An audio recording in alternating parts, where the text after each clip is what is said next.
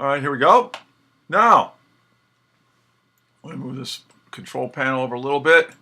Got a question here. Let's move that over to the side here.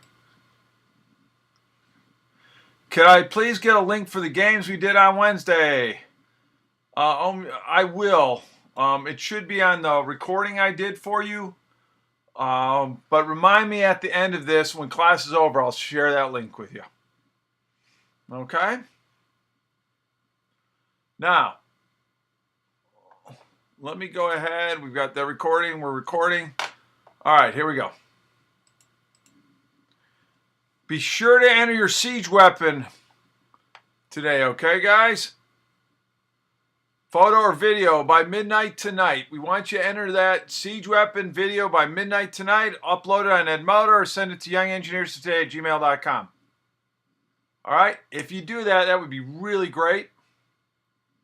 Raise your hand if you think you're going to send something to us. All right, we got a couple. Excellent, excellent. We got more than a couple. Good job, folks. So, let's talk. We've been talking about siege weapon stuff. Let's talk a little architecture, little ancient Roman architecture in Greek. Okay? So, we talk about architecture, we say the profession of an architect is not a modern concept. We've had architects for a while. It's actually based on a Greek word, and it's chief carpenter. So the early architects were considered the chief carpenter, and they helped you design structures.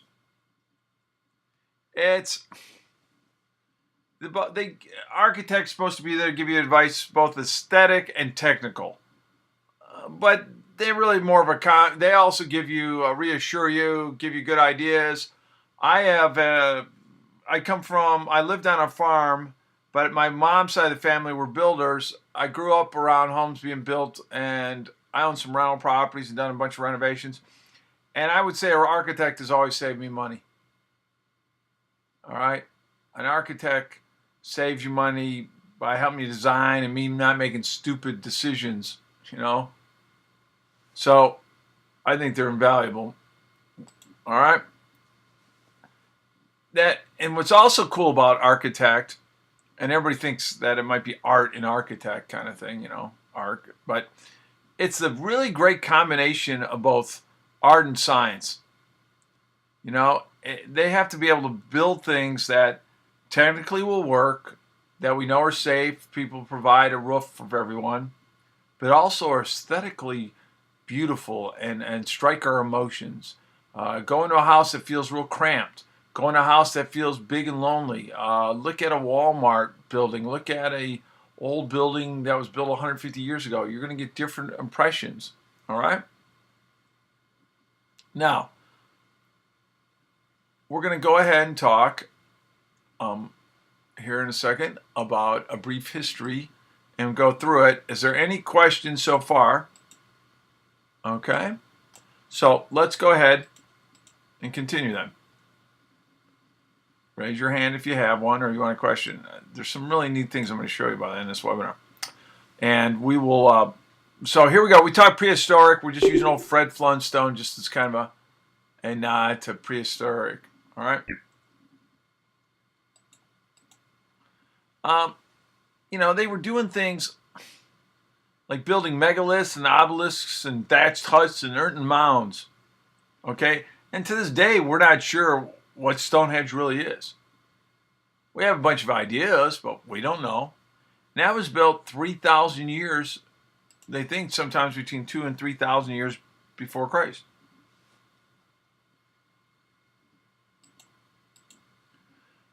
This is Easter Island, or this is Silbury Hill here in Britain. Now look at that hill. Look how huge. That was man-made. They didn't do that in a week.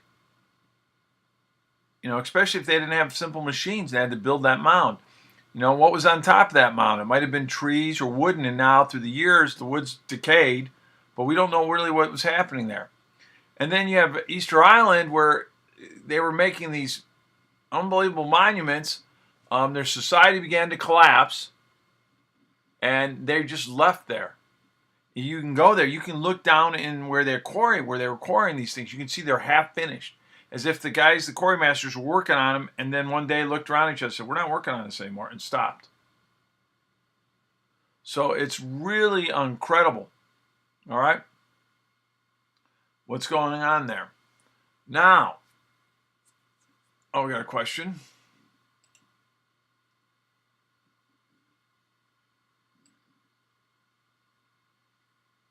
How do you know it's man-made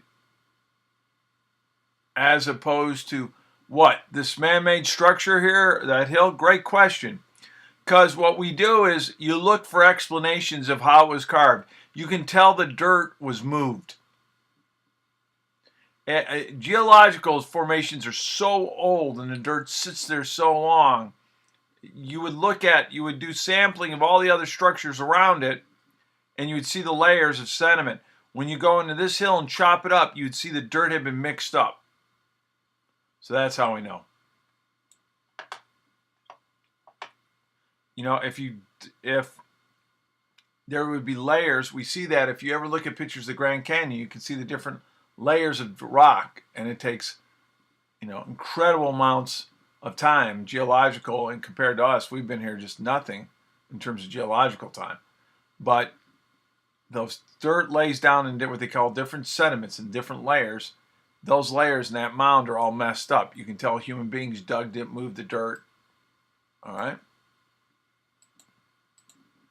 Then we get into ancient Egypt, and they build tombs and great temples. Because in their faith tradition, they believe that, hey, after you died, you went on to a new life. So, enough so that they provided them slaves and servants. Everybody was supposed to die with them when they died. All right. Here's what I think is great about being an architect, a civil engineer. You can build things as an engineer that will last you long before.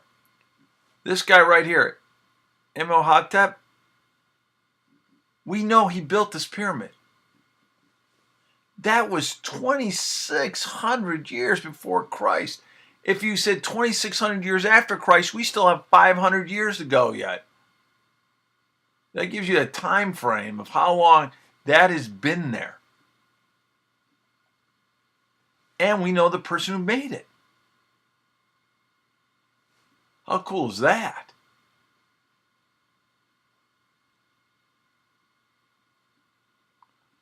All right. The Sphinx, you can see the Sphinx there with his nose blown off. Pyramid over here. Abu symbol, these characters sitting right here. That's kind of cool. All right. Unbelievable. And you don't get a sense of scale with this shot. All right, then we go to classical architecture. And this spans the period from ancient Greece to the fall of the Roman Empire. They're starting to use math now in the designs. And you have, again, we're talking about these people that did this work all these years ago. We got Marcus here, who we know by his recordings they were using math and planning things. What they learned, we're still using today. Now, in Greece and in Rome, it became more than just a temple and a place to worship, form of a church. It became a place where your society and culture, it was a way of bragging to the other countries or city-states that you were, hey, we've arrived. We have the money, the power, the technical know-how to make these beautiful buildings. All right? And what they did is, while they didn't, remember, they struggled. They hadn't invented zeros yet, which sounds funny, but zeros are a difficult concept for people. We use it in numbering as a placeholder. 1, 2, 3, 4, 5, 0, 1, 2, 3, 4, 5, 6, 7, 8, 9, 1, 0, 2, 11, 12, 13, 14, 15, 16, 17, 18, 19, 2, 0. We do that all the way up to 90, 9, 0, 9, 1, 9, 2, 9, 3, 9, 4, 9, 5, 9, 6, 9, 7, 9, 8, 9, 9, 1, 0, 0. Allows us to indefinitely make as big numbers we want. where the Romans didn't have that. But then it also zero means you have nothing. Well, how can you count on something that means nothing? So it's a and then there's null, and there's just there's all kinds of interesting things with the zero. So they didn't use it. So the Romans did things like, 3 i's meant 3, a b kind of thing was 5, x was 10, and it just was a mess. Now, so they use ratios, and they were doing that. And we have really 3 distinct styles in their columns: Doric, Ionic, and Corinthian. Now, it has its own styles and details. We're going to look really up here a lot to get this capital to get a sense of what it is. All right? You got a shaft and a pedestal. Funny how we keep using the same terms. Have been around forever. Again, they were very much in the size and proportions of each other to get a real sense of how this should look. All right? Doric is the oldest and simplest of the 3 Greek orders, 7th century BC. They came up with it. Here it looks very simple. Right here's Doric, folks. Very simple, not real fancy smancy. You can see very plain, doesn't detract or add from there. And then you have, and it's considered stocky, Ionic was the delicate female form. It was for smaller buildings and interiors. So you would see how this one's got a little curve in it. That was either inside or smaller buildings, where this one was considered, a little stouter, heavier. That goes outside the building. Then you have a Greek designed it, but it wasn't used very much by the Greeks. It would get picked up by the Romans and really get picked up by us. Is Corinthian, and that is really fancy right here and here. And there's the ornate capitals, very ornate in this. All right. You can see the classical orders in modern architecture today. Here's Doric right there. Here's the Lincoln Memorial. See how it's just simple square rectangles? If we go to Jefferson, see how there's a curve right there? All right. And each one of these little curves right there and there. And then if you go to Wall Street, well, now we get fancy smancy. All right. So that's the Wall Street, Corinthian right there.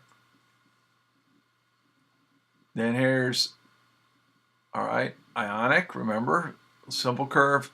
Here's Doric. Hopefully this will help you in your social studies classes. All right. Any questions? Raise your hands now. Did you have any questions so far?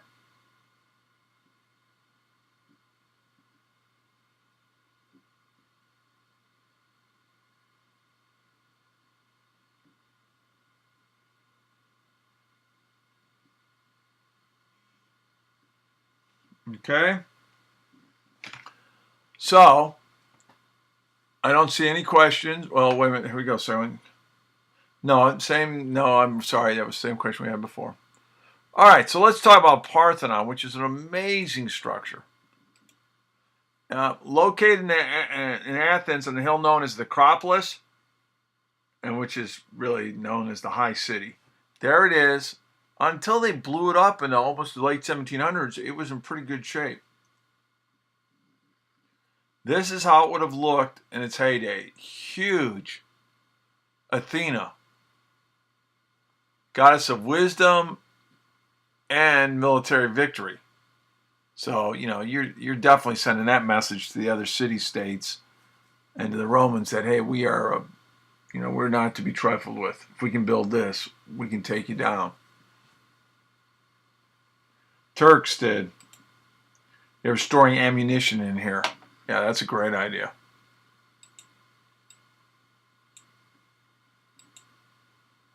And this is what it looks like today. They did it in 8 or 9 years. We think it's roughly 30 by 70 meters. So a huge, beautiful place. It's really a structure inside a structure. So you can see it's huge. You had that in there.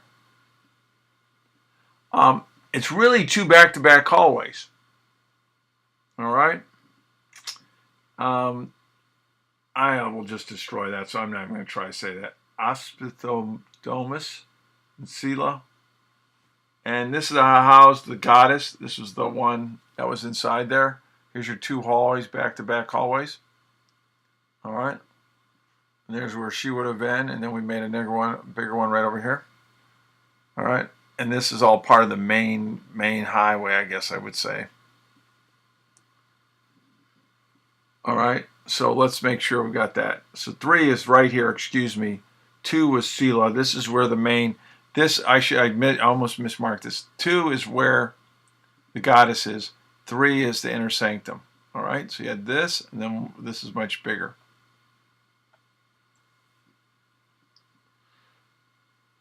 All right. Now, if we said the Sela is the main room, all right, and Ospithodomus is the small inner room, and then where would you put those? Well, you would have put, you know, remember, the Doric is the stocky, the Ionics is for interior. And so look at this right in here. Look at these columns. All right. See how they're that simple kind? Because it's such a massive building. And then they would have used Ionic for the light interiors. So here's the Doric. You see it right there. The Sela. And then Ionic for the other one. See? The little inside.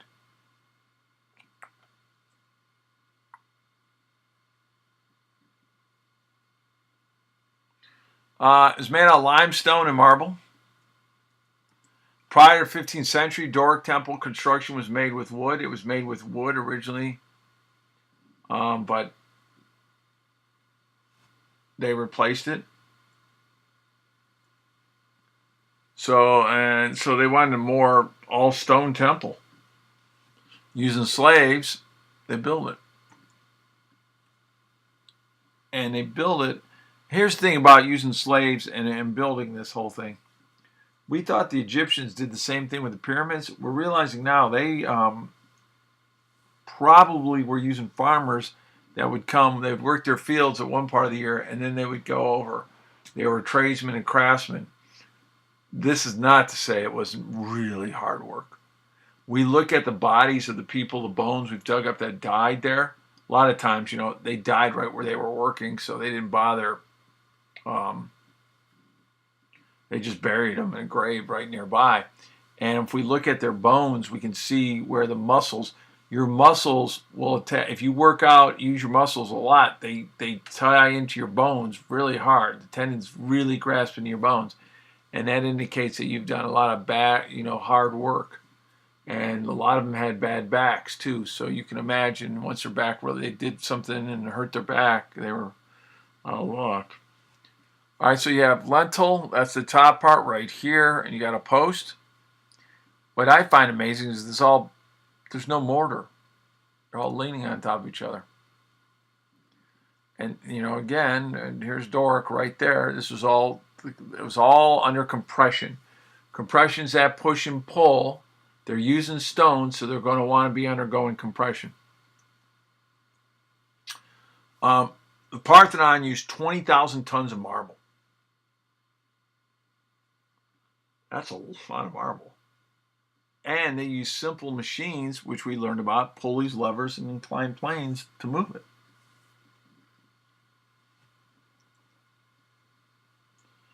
So a lot of their tools, for example, they used iron and wooden.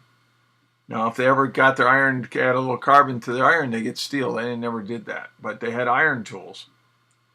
And let's go through how they used them. So they would go to the parent rock and at a quarry. And if you can believe this, would sit down, which they did this. I just find it amazing people would do this. Took a wedge and started punching through the wedge into the cracks of the rock. All right? So they're just punching into that wedge. All right. Then they would do some roughing it out. They would get it like here. They would take it, they'd flip it over, level it, and then they'd start to carve what the top's going to be. But it would, they'd still be kind of just really rocky. They would chop things away so they had it roughly done, but it's still not finished by any means. But what they're trying to do is get it in a shape that they can take to the site, lift it up, and put it up on top of these columns. That's right. These things are huge. They got to go in a column. All right.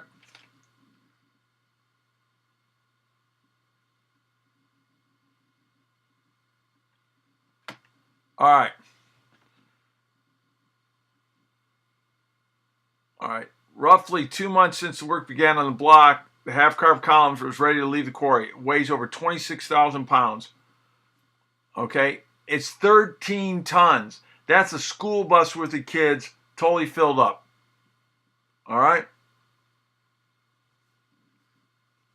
Can you imagine that? That's 13 tons. Ropes, pulleys, winches, all levers being pulled up. So what they do, so they got to be able to move this to the quarry. From the top of the quarry, they got to get it out of there. And then they've got to get it and move it over to where they're building this temple. And this temple's at the top of a big hill, almost a mountain. So they would put it from the wooden sledge on which they would have a sled almost to drag it. And they put it on a wagon that they would drag it with mules. So look at it right there. They had to keep using wedges to move this thing, slowly moving it. And also you can imagine, see there's the caps of this that gives you a sense of the scale. You've done all this work, you don't want somebody breaking it now. And while this is very heavy and would crush your foot, and I'm sure it did to people as they're working there, you also don't want to get it cracked. Because if it cracked, that was it. You had to start over again. So look at this right here. Here it is on the column. You're going to pull the horses down this way. You're going to pull that up. All right? The horses are going to come down this way. You're going to pull this up that way. Horses coming down. There's a pulley. So you got all these horses. They're going to go down. They're going to use gravity to their advantage. They're going to pull the column up this way. As opposed to putting the horses up here, then the horses are fighting gravity. They're going to use gravity like a gravity assist. Any questions so far, folks?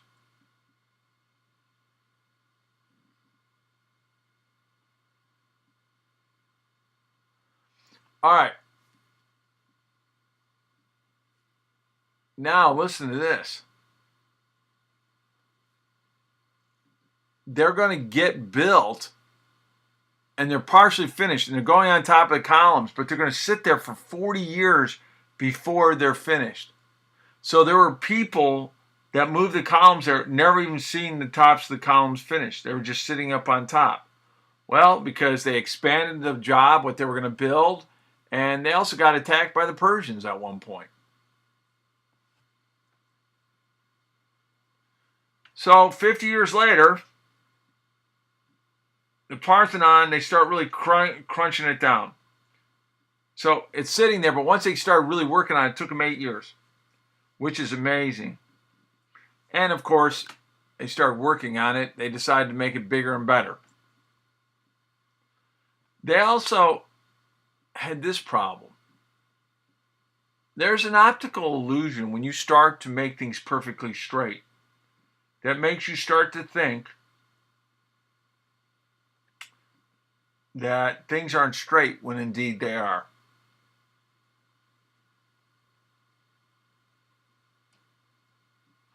All right, so give an idea. A perfectly straight building then would look imperfect, and a perfect, while carefully planned and perfect building would appear perfect.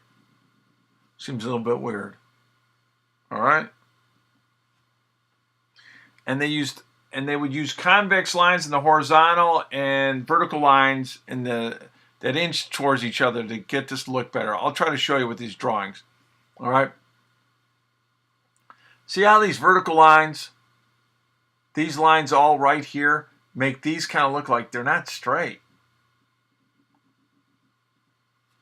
Okay. The Greeks were smart enough to realize this would be a problem. That you would build it, it'd be perfectly straight, but it wouldn't look straight. Right? So they did things. They would, the columns look like they're curving, would look like they're curving inward. And what this did, sorry about that. What this did, with the columns curving inward, we swelled the columns out a little bit so they wouldn't look that way, all right?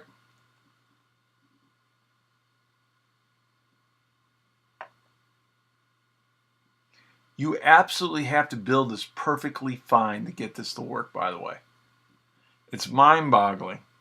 And if you laying them end to end, its radius would be exceeded. And there was enough columns that you laid the columns in end to end to end. It's about a mile. So it's remarkable they were able to pull this off. Because while you've got to make them, you've got to give them a curved base, give them a sense of curve on these things to make it look straight. You still got to do it really well, or you just got an ugly looking column. And you get a sense that, you know, I can't imagine they had too many do-overs on this. All right?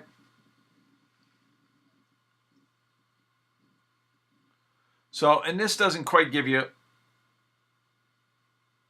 all right, if they're straight, they're going to look a little wobbly. If we curve them, they'll look a little bit better.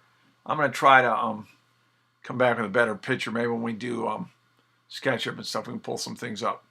Vertical inclines inwards to correct the appearance of falling outwards. So these things will look like, if you look at optical illusion, you think, oh, this thing's curving, it's going to fall. We move these inward, it doesn't. So the original temple, the Parthenon, acted as a church, a mosque, and even a munitions depot during the Turkish occupation of Greece. So it was a mosque and it was a church at one time. And this is what I'm talking about. You know, this was, and it was the Venetians. I thought it was my mistake. I said it was the Turks. I thought a Turk general did this, but I guess I could be wrong. In 1687, the Venetians caused an explosion that damaged it, pretty much destroyed it,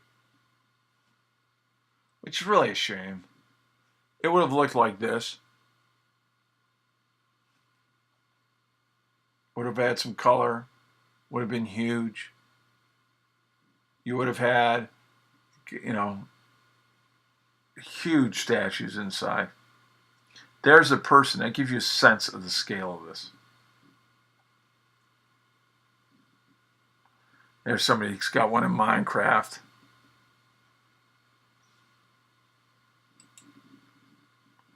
That built it. You can see this one in Minecraft. Let me go ahead, since we normally don't, we'll go ahead and show it here. Let me go ahead and pause everything a second. Pause it. So, there you go. I've just put that for everybody to see it. If you want to see that YouTube video, you've got it right there on how to make that. All right, now here's the next thing I want you to see. Roman advances. And we'll probably go ahead and get to this, and then we're going to go on to get you set up for Sketchup for Wednesday. All right, now, we're going to talk about Roman roads, arches, Roman coliseum, and the aqueducts. Roman roads, arches, Roman coliseum, and the aqueducts. Okay. You might say to yourself, roads? That's that big a deal, Mr. Dubik? You're going to put that in front of the Roman coliseum? Hang with me, guys and gals. Hang with me. You'll see why I'm so impressive. Roads connect the empire. You can move fast, you can travel, you can move things much quicker. Even though I know they don't have cars and trains yet, but you can still walk on them. It's a lot better than taking long footpaths and walking through the woods. Also, this was really important for the Romans, It's a great way to get your armies moving around. All right. So here's a typical, and these roads aren't just some gravel dirt, which there's still plenty of places in the world today that have dirt roads. And yeah, when it rains, they're out of luck. They would literally put down concrete, brick-like structures, and they had their drains off their roads. Listen to what I'm saying here, folks. They were building roads that were paved roads 2,000 years ago. And they dug ditches so they would drain. So their roads, when it rained, their roads, you could still travel on them. Isn't that amazing? And they were 20-foot wide roads. Here's a road today. This was built in Britain. This is a Roman road. This was before knights. This is before World War II. This is before Columbus. This is before the knights. This the Romans built. All right? Any questions so far? Now, they used it. Think about the challenges they had. It's expensive. All right? Very work intensive. You're putting down gravel. You're doing by concrete. There's no big machines they have. They have simple machines to work with, but no big machines. You got, like you build any road today, there's natural obstacles. And they also don't have a compass or a map. No compass, no map. And look how straight this road is. See that right there? It's a Roman road still to this day. And look how straight it is. Mind-blowing. They used an instrument called a groma. And what they're looking at is you hang a weight off these plumb lines. Due to gravity, we know it's going to fall straight down. And we're going to rotate this so two of these plumb lines line up to this guy right there. That's how you know you get a straight line. And then the person looking through it would tell them to put down these markers. All right? Which is pretty flippin' incredible. So there he is, another drawing of it. A wooden cross composed of two pieces of wood nailed together, right angles in all corners. So really important to have an absolute right angle on it. All right? So here you've got on this same piece of wood, see how these two are here? They would look at these lead weights and see if they lined up, and if it lined straight up on them, he knows where to go. They have very straight, accurate roads. See, so he's lining up along these two lead pieces, person down there, and they're putting these mete, they call them, right there. Now, which are whittled posts. The one thing I do want to say is they use their soldiers, and that's good. You've got your soldiers out to defend you to begin with. And, oh, by the way, you're making roads farther and farther out. Well, where are the soldiers going to be? Out where the people are going to attack you are probably going to come down those roads. Now, this is what I'm going to show you this next slide. Please pay attention to this next slide. These are the 29 highways to Rome.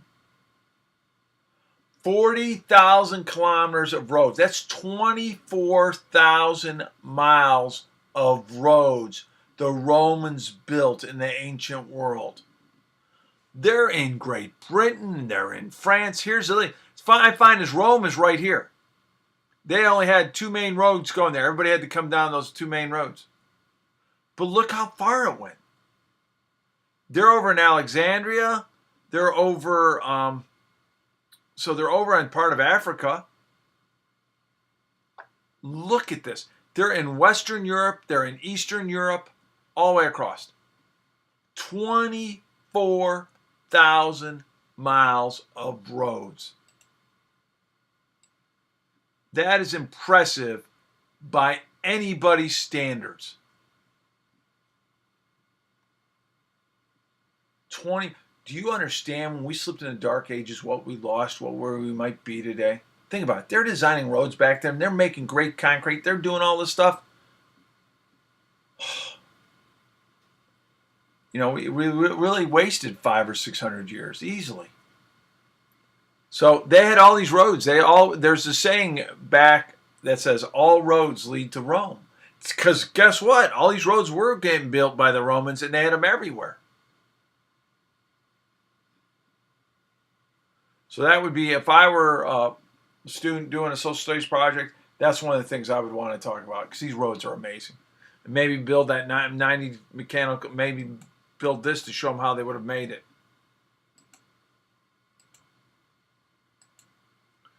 All right.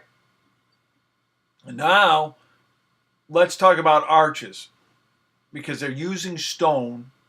Arches deal well with compression. Remember, we crash, it's like a pushing. Stand on a chair, the legs are under compression. And what it does is the loads come down the arch this way and go out. And so if we put dirt or other stones here, it'll stop it. So look, load comes down here and then goes out. All right? And that really works really well. And you can see the loads here. This works really well with stone, because the stone even compresses more. It even makes it better.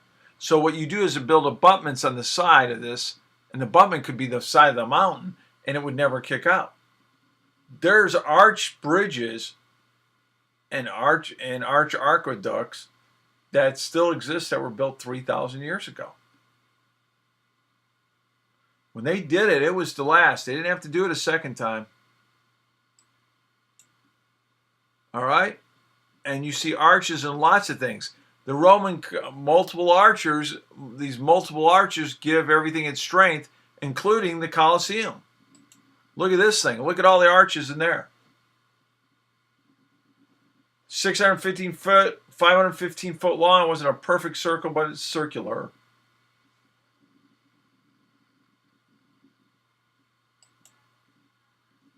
So, they have seating for around 50,000. The gladiator games, they get mock battles in this thing. 50,000 people could sit there. That's a nice stadium by today's standards. And this does a good job, but you could be underneath it. There were sediments, they built it on hard rock, but in here we're like, and they're underground, they could flood it. You could have sailing battles if you wanted to. All right? They had structures for shading the spectators to try to keep the heat off of them. The top people had the best seats. Then some things never change. All right. They because of the way this is designed, there were a lot of access points too in it, so you get in and out of it really quickly. How did parts of the Coliseum get partially destroyed? Don't know that. I think there were some earthquakes and some fires involved. I know concrete normally doesn't burn with fires, but all right. But I believe it, in disrepair. When the Roman Empire fell, they didn't work on them anymore. So you can imagine from, say, 1300 or even earlier, like 1000, 1100 to 1900, 1800, we didn't do much with it. And in fact, the people there would go into ancient Rome and chop out the granite and steal stuff out of the old beat-up structures. Now, let me show you this. This is an aqueduct. The water isn't going through this way. The water goes along the top. Here's another mind-blowing number. At the height, Rome had 1 million people, which back then, in a world, that was a lot of the world. Every Roman citizen had about 100 gallons of water every day. They were bringing in 100 million gallons of water a day into Rome. That's mind-blowing. 100 million gallons of water? And they used it. They did it. First of all, the river was running dry. They were going to take all the water out of it.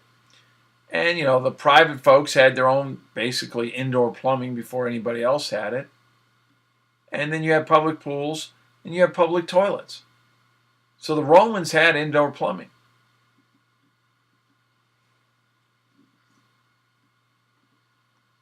So the water on this is what I want you to see. The water's up here. It's not down here. The water doesn't go through here. It goes up through the top. Okay? They built 11 of these 300 years before Christ to 200 years after Christ. Those are 500 years. That had to be, when they're building these roads, these aqueducts, the height of their empire, they couldn't have conceived that they would be running everything. They would disappear. Kind of a warning for us, huh? All right, now, here's what's cool, is when they were taking water from the main source going down the hill, they needed it to go up this hill right here. So they would do what would be an inverted siphon. And it has so much momentum here, it drops off. Plus, you create a vacuum there a little bit when you do a regular siphon. You suck it, water gets started, gets pulling down there, it has momentum to keep going. It goes across this bridge. Here's how we do it today. We take a lake, we run the conduit underneath the ground, we go to a treatment plant in the city. Back then, they would take the same reservoir, take the water, go to a bridge, come in that way, and then right to the city. Now, they didn't treat it. We do now. You just got sick more often with the water you drink. This is one of the reasons why Rome could get to be 1 million people and not constantly have, diseases. Water treatment, sewers is not a sexy thing to think about. Oh, I'm going to be an engineer who works on sewers. Everybody's going to look at you a little bit funny maybe. But if you want to get rid of disease, you have a good sewer system. People died of diseases in London and in New York and all the great cities for decades, hundreds of years even, because diseases could just run through it. And a lot of those diseases were because of poor water, because they're defecating in the streets, basically. They would defecate in a bowl and then throw it out a window. Imagine how that would have smelled. And the Romans weren't living like that. They had water to take it all out. Not as good as by today's standards, but compared to what would come next, a lot better. This is another Minecraft. The guy shows you how to do an aqueduct. Give me 1 second here. I'm going to do this. Pause this. Resume this.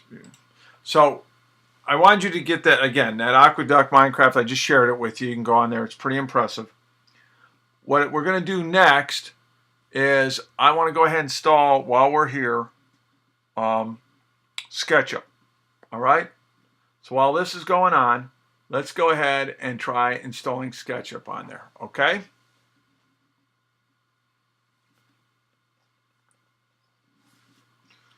Because Sketchup, we've just learned how to do architecture. We're going to learn how to use Draw in 3D. It's a very useful tool. How many folks here have done Sketchup? Raise your hand.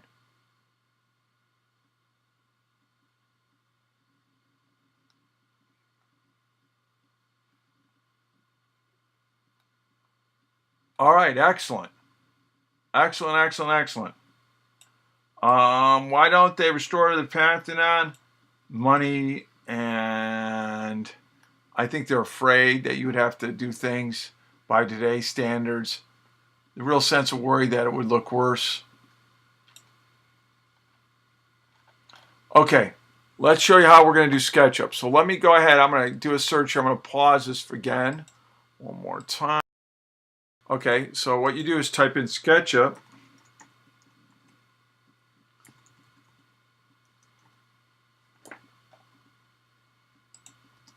(2015).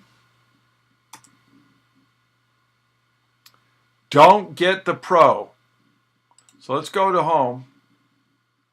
It looks like this. What I want you to do is not to get the Pro version. Do not. You don't need the Pro version.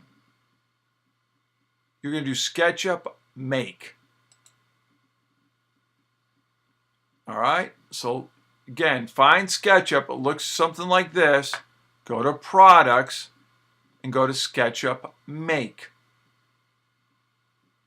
All right, and then it's going to ask you to download SketchUp, which I've done. It's going to come over here and it's going to ask you, it's going to select your plan, say educational use, put your name, your address, you agree to license. Do not get up SketchUp Pro. It'll automatically figure out your operating system. Then it will download it. You'll drag it over to your folder and you can install it. Go ahead and download SketchUp. The remaining time, well, we're all here. That way when we come in Wednesday, we're not looking for any. Well, if you already have it, don't download it. That's fine. You can help make tips for all those people who have not had it.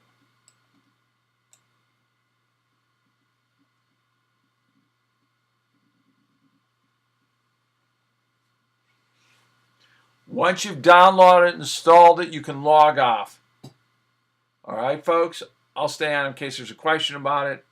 Make sure your parents know you're putting software on your computer, but you'll need SketchUp, and you got to agree to this licensing agreement kind of thing. You don't need necessarily get news and tips. Okay?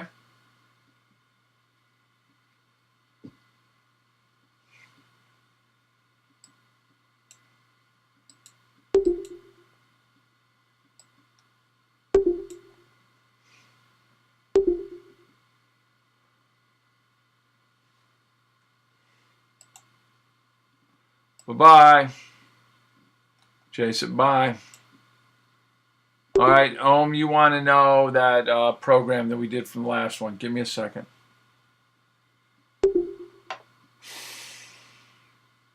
All right, I'm going to stop recording at this point. I'm staying on. The webinar is coming up. I'm just going to stop recording at this point. All right, so let's go ahead here. And let's do this. Stop recording. It's going to pop this